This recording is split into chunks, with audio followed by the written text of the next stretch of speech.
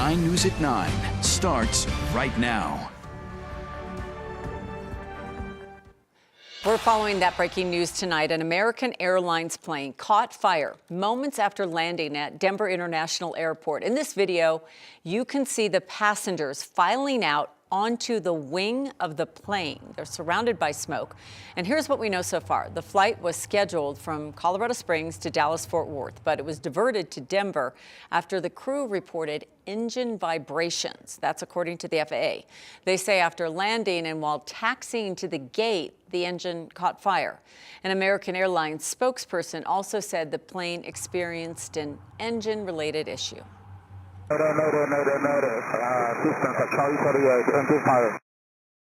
You heard that was the Mayday call that you heard, followed by engine fire. I mean, just astonishingly fortunate, right, that happens on the ground and not in the air. I mean, as scary as that was, just horrendous. There were 172 passengers on that flight. There were 6 crew members. Everybody was evacuated. We're still working to find out if anybody was hurt in this incident. We will have updates throughout the evening here, as well as on 9news.com. And in other developing news tonight, the Meridian fire is burning east of Colorado Springs. It's burned about 3,000 acres, nearly 5 square miles, and it's 30% contained. 9 News reporter Colton Chavez takes us to El Paso County, where firefighters had to move quickly. Smoke is filling the air here from the Meridian fire. Standing here, I can still smell the smoke as the wind continues to blow. Behind me, different fire agencies still staged along this road along Highway 94. Fire officials say strong winds played a major factor in fighting the flames. This is what it looked like here. The wind helped the fire spread fast, and fire crews had to adjust as those winds continued to change the fire's direction. Now, the El Paso County Sheriff's Office, they say they had 100 firefighters and 26 different agencies on scene. At its worst, around 350 homes were under mandatory evacuation. The El Paso County Sheriff's Office says as they work on containment, they'll also be looking at what caused the fire. We are also bringing in our investigations team to determine the cause and origin of the fire. For the last while, we've been working on containing it and getting it under control and protecting structures. So we are bringing those resources in to do that investigation to get those answers for you. Those mandatory evacuations were eventually downgraded as firefighters worked to gain containment. East of Colorado Springs, Colton Chavez, 9 News. So here we sit, Kathy Sabin, in this kind of unusually warm period. Stuff is pretty dry out there, and that's the kind of situation that can happen.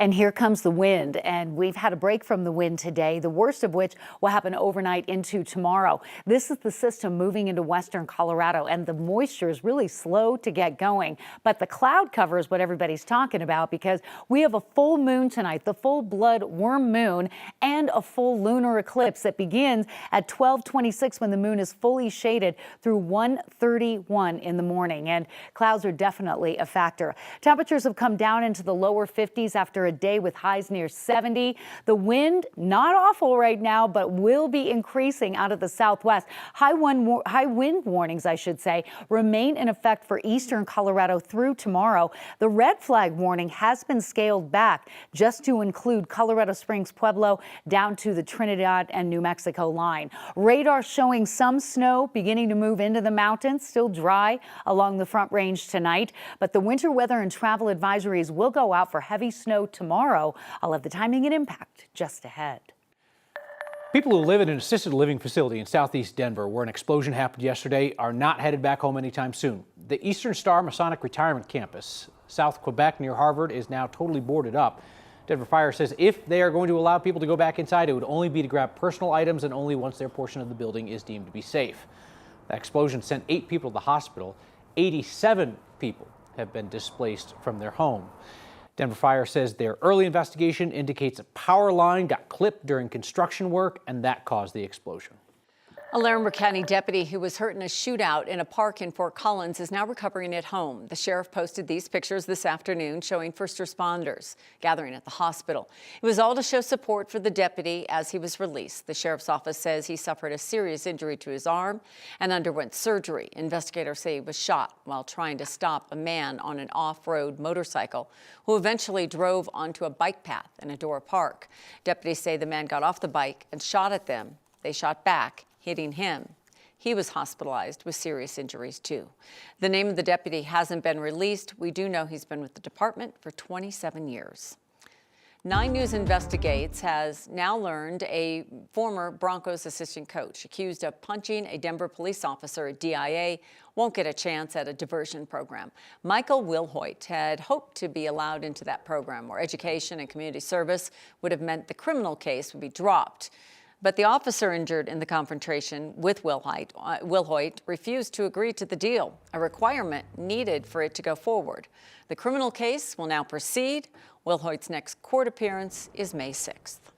The city of Denver says just a handful of golfers are costing the city money because they're golfing too much at a discounted rate.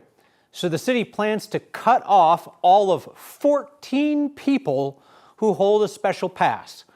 Denver Parks and Recreation says it is ending its annual golf pass, which gives people cheap rounds for $775 a year. After 2 decades of using the pass, 77-year-old Peggy Puckett is among just 14 people who are still renewing the deal. The city stopped selling the promotion in 2009, but she's kept it active ever since, along with 13 other people. They get unlimited golf for the annual fee plus $8 per round. Last year, that lady got her money's worth. She played more than 60 rounds and saved $580. Is this about to break the bank of the city and county of Denver? Well, apparently, because the golf director says they can no longer afford these 14 golfers. With us down to 14 people, it just doesn't make any sense efficiency-wise to keep it. We are still running at a loss. Those folks play quite a bit, as you can imagine. Well, like they said, it wasn't meant to be, for our entire lifetime. Although, I don't know why not. 14 golfers have been told they have until the end of the month before the program goes away. All of the other golfers in Denver, minus the 14, will soon pay more as well. Last month, City Council approved rate increases that could push the cost of 18 holes from $49 up to $60. 14 people, Kim. 14. Man, times are tight. I know. In the city of Denver. Thinking of a dozen eggs and 2 extra, and that's it. Okay. Poor Peggy. Poor Peggy. Dozens of employees are preparing to pay to park at their own job. Cherry Creek Shopping Center says employees will soon face monthly parking fees. Let's check in with 9 News reporter Rhea Josh. She's out there at the mall. And Rhea, I mean, there's all kinds of stores doing all kinds of things out there. You got thousands of employees. The ones you talked to said they were blindsided by this pay to park at work thing. Yeah, and the Cherry Creek Mall is justifying this by saying, look around, all these other local businesses in the neighborhood aren't offering free parking. But those local businesses aren't employing thousands of people, many of which, like here at the mall, are part-time. Now those employees are pushing back. This isn't a club. Flat fee, my girl, flat fee. It's the Cherry Creek Mall. So I am holding our new parking pass policy. Employees like Kristen Melanson are now asking why they have to pay a cover just to park at their job. The whole thing was shocking. The whole thing was shocking. It says, Cherry Creek Shopping Center will be moving to a monthly paid parking program for tenants employees. $20 if you paid online, but if you choose to pay in person at the parking office, $25 a month. Employees were notified this week about the new monthly fee. It's a drastic change from the one-time refundable deposit of $30 they had paid in the past. If you go somewhere else, you return that parking pass in still the perfect condition, you're supposed to receive that $30 back. Well, no more. The mall tells us this was always the plan, ever since they implemented paid parking back in 2017.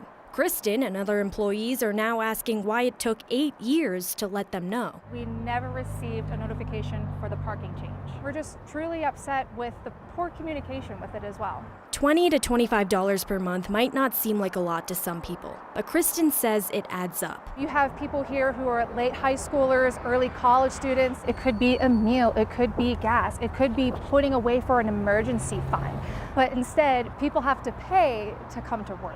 In this economy, where malls are already struggling, Kristen argues that they need their employees more than their employees need them. I could see people saying, well, I only work there once a month. I guess I won't go there anymore. I'll just go fill in at my other job, or I'll go find another job. Because why would you punish the people who are keeping you in business in a sense? So the Cherry Creek Mall employs more than 3,000 people. So with this new fee, they will be bringing in more than, or at least $900,000 per year. We haven't heard back as to what or if they will be putting that money towards anything. We also spoke with employees who said that a few companies in their stores will be reimbursing them for this fee, but most of them aren't. Reporting live in Denver, Ria Jha, 9 News.